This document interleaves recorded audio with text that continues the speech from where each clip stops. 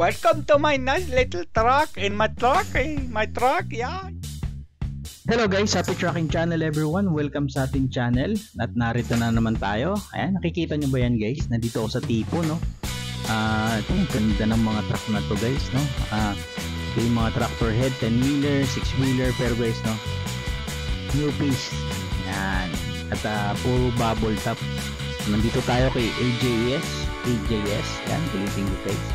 Para ipakita sa inyo, silepan natin tong mga tractor head niya na bagong muka.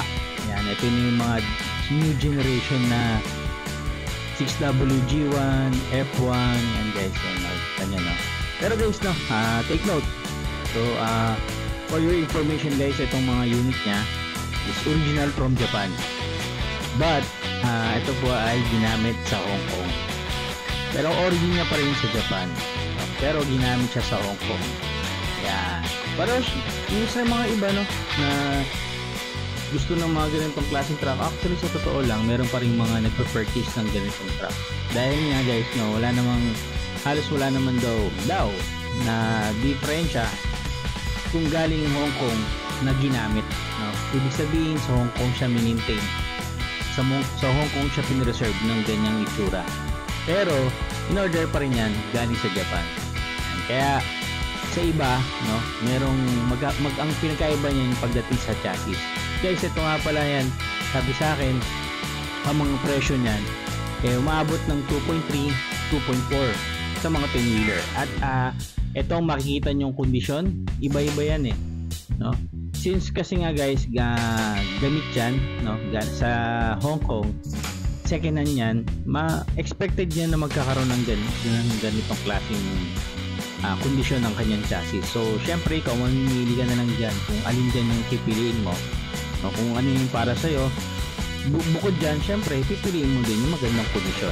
Pero, sabi sa akin dito yung dealer, no, itong mga unit ito is as is pa lang naman.